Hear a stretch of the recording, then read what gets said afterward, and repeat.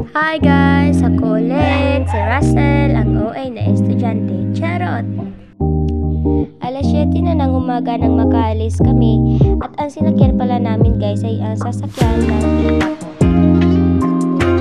Nang makarating na kami ng lungsod ay sumakay naman kami ng tricycle patungo sa aming unang destinasyon. At pagdating na namin ay dali-dali kaming bumaba dahil napag-isipan namin na palagyan ng hikaw ang aking pinsan.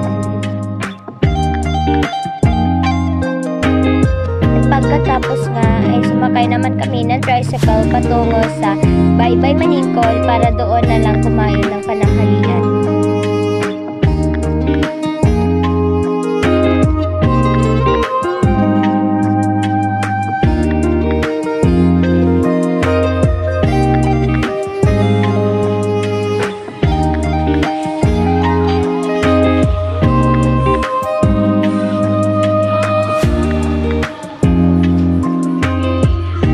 Pagkatapos nga namin kumain ng pananghalian ay dali-dali na kaming gumayak para puntahan ang isa sa mga sikat at binabalik-balikan ng mga turista, ang Tudela Highland Resort at Eco Park o mas kilalang Suvanit Village.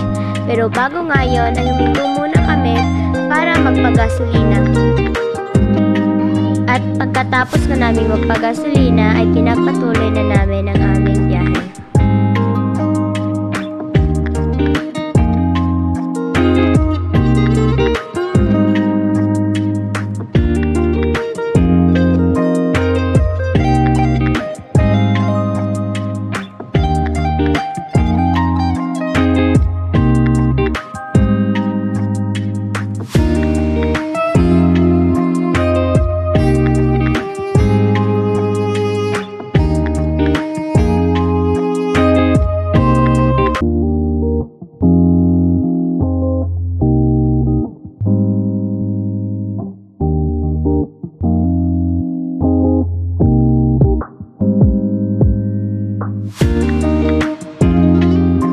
A few moments later, a few inches later, 2 hours later, 1 eternity later. Matapos ang ilang oras sa pagbiyahe ay narating na nga namin ang aming destinasyon.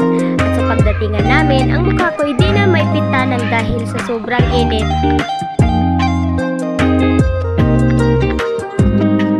Pagkarating nga namin ay dali-dali na akong bumaba para makita ang kanilang magandang tanawin. Pagkatapos nga naming tignan ay dali-dali na kaming nagbayad para makapasok na kaagad kami at nakakuha ng magagandang litrato. At pagkatapos nga naming magbayad ay pumasok na nga kami at sa pagpasok ko ay namangha ako ng dahil sa ganda na nakita ko.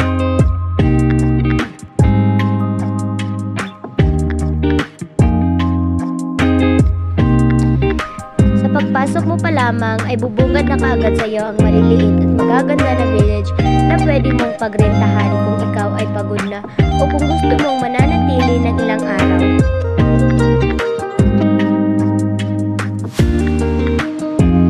At ito naman ang kanilang village kung titignan mo sa malapitan.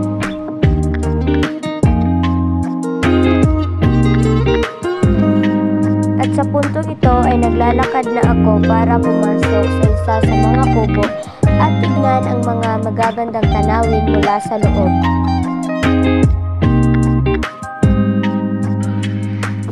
Pagkakita ko nga mula sa loob ay namangha kaagad ka ako sa ganda na aking nakita.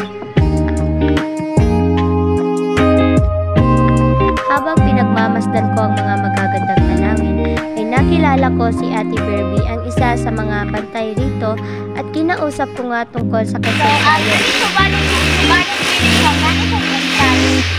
Yes, ma'am. Tatay yung president ng 25 pesos. Kaya, sana pa pa, wala na siya bayan. Okay na siya.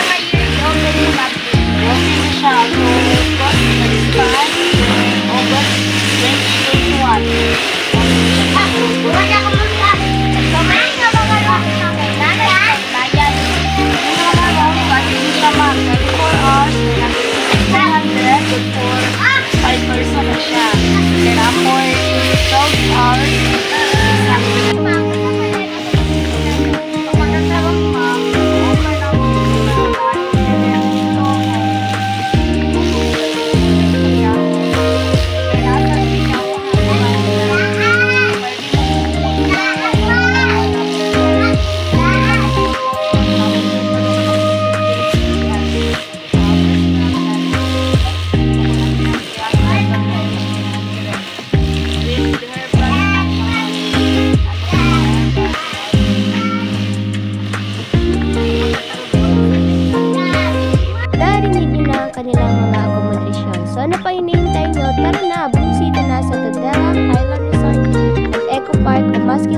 abandoned village.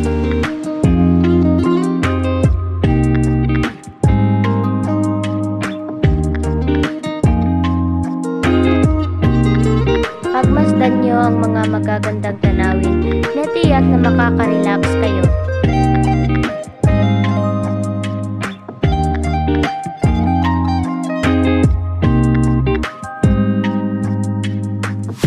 Pagkatapos nga namin mag-usap ay lumakad na kaagad ako pababa para pagmasdan ang mga magagandang tanawin.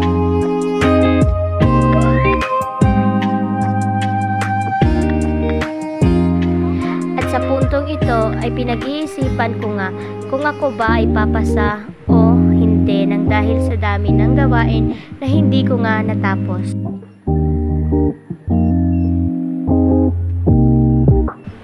Pagkatapos ko ngang magmuni-muni ay naisipan na ng mga kasamahan ko na umuwi.